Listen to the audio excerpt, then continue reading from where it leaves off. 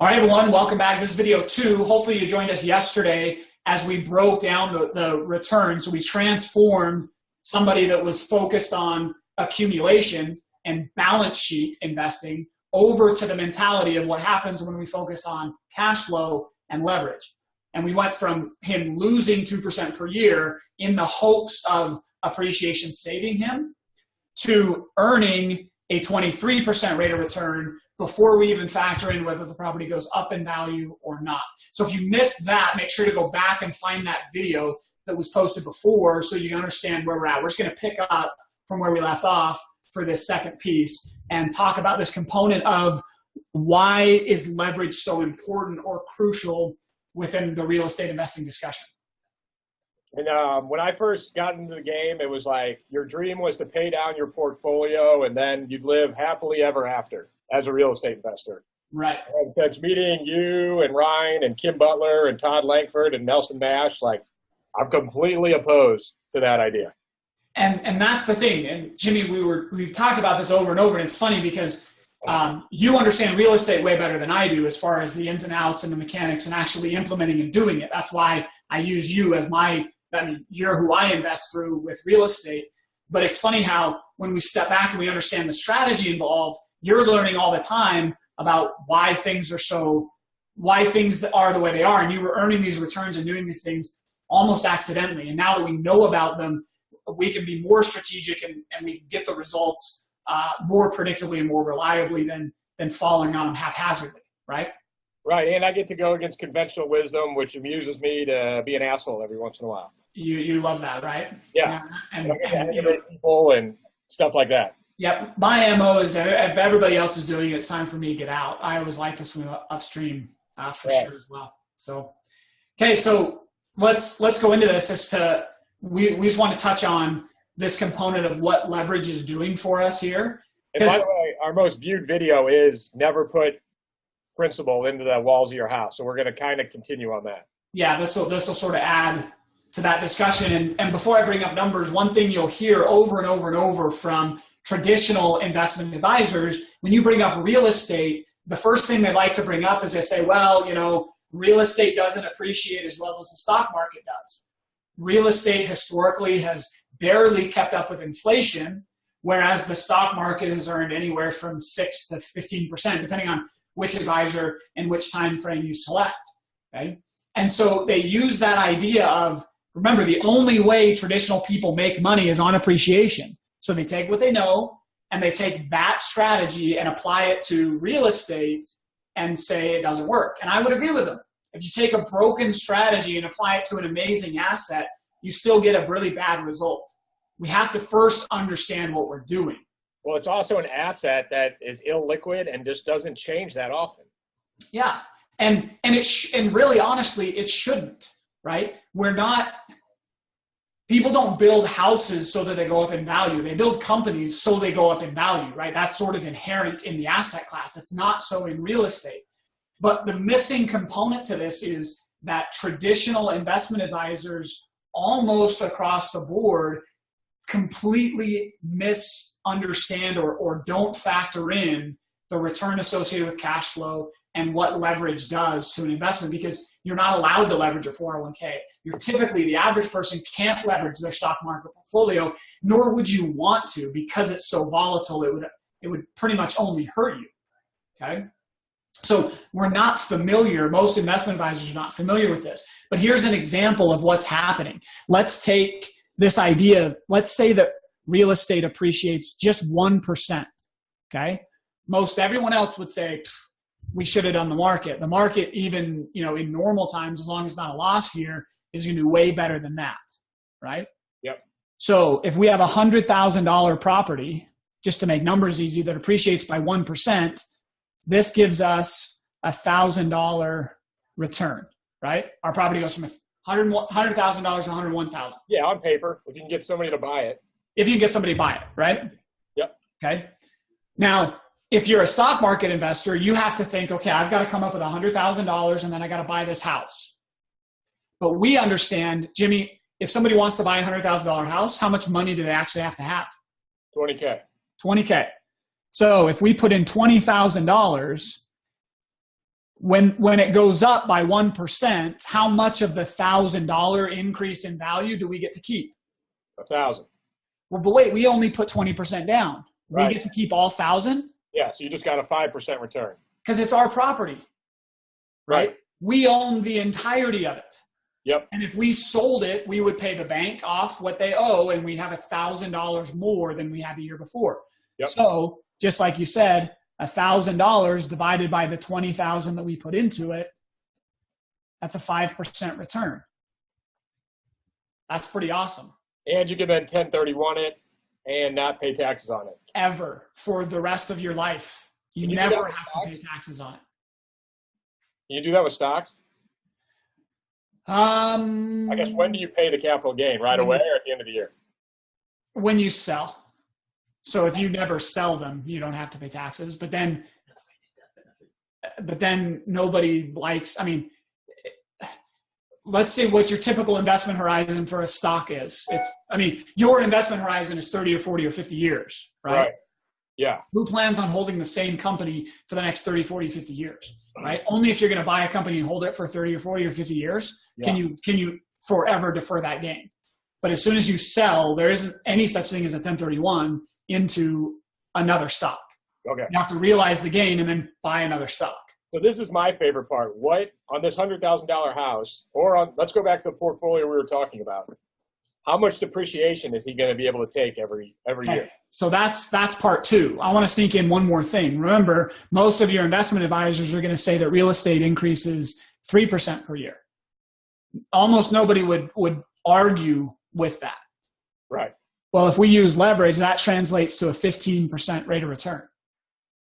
And I'm just going to put a disclaimer out for people who buy from us. Like, these numbers, I don't really give a shit. This is this is all gravy.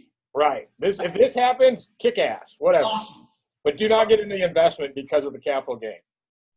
Exactly. But we just want to address this idea and understand what leverage is doing for us. Right. Okay? Like how it's working. I think it's really sexy is how leverage helps you with taxes. This is the great part. So let's jump right to that. Okay. So with taxes, I put in here that a 23% rate of return is the same as a 32 or 33% rate of return because we don't have to pay taxes on it. Okay.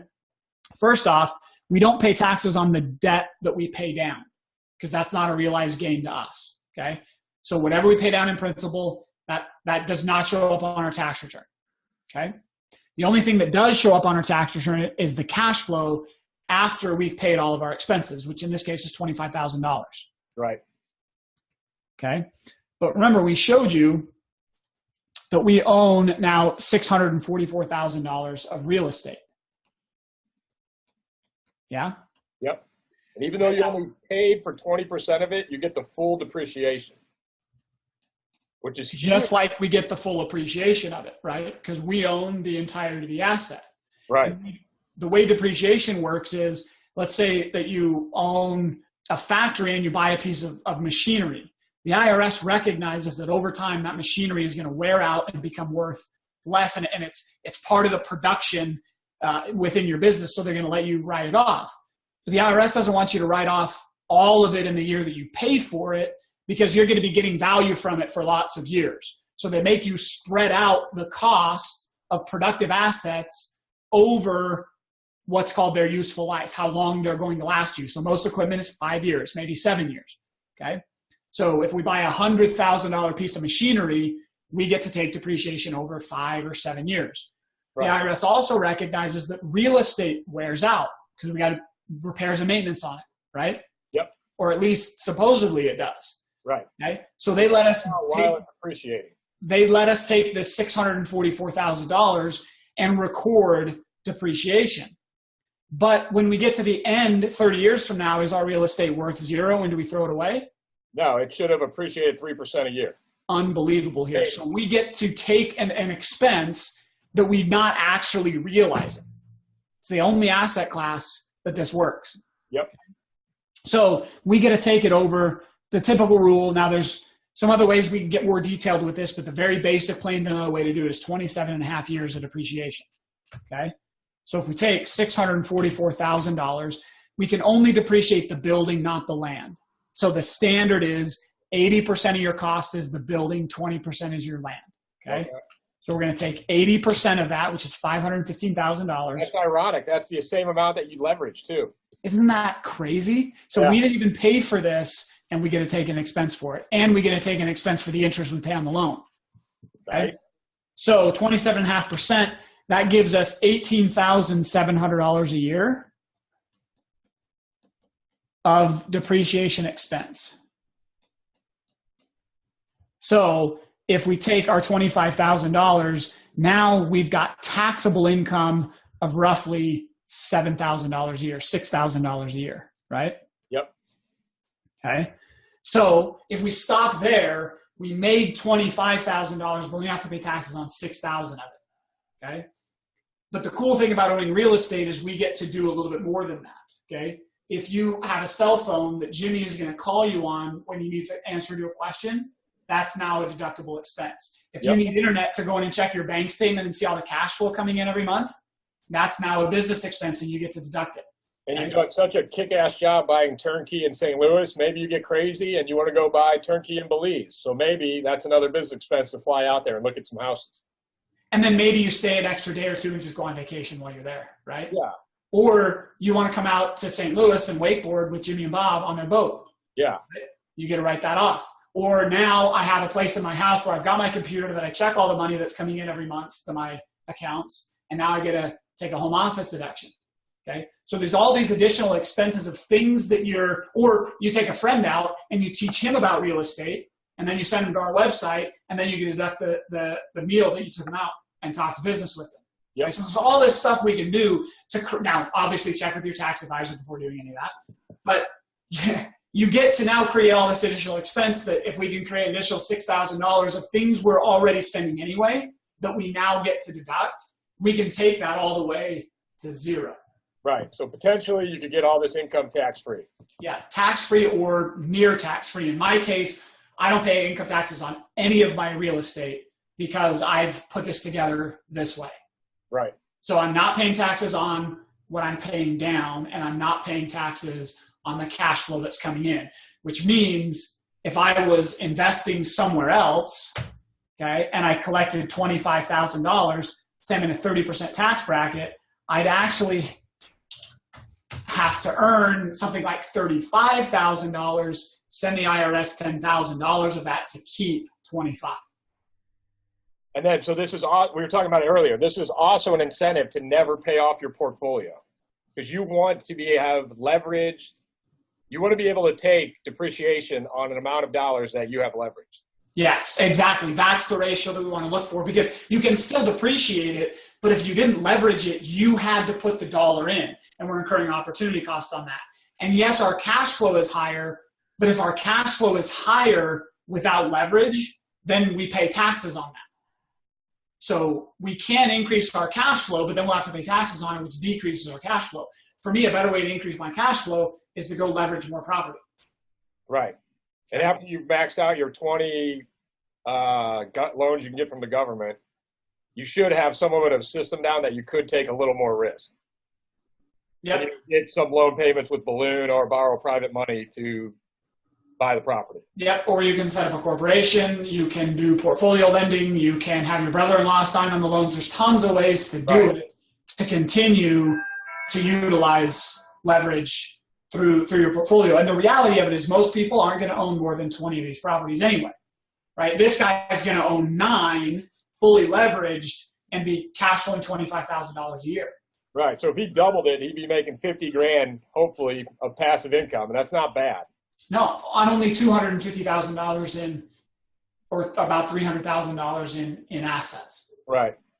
Well, I'm sold. You ready to do the call to action? Yep. So what's the call to action, Jimmy?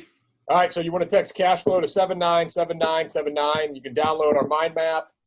Go to cashflowtactics.com. Check us out on Facebook and YouTube. And we're trying to put out a daily video and get this going.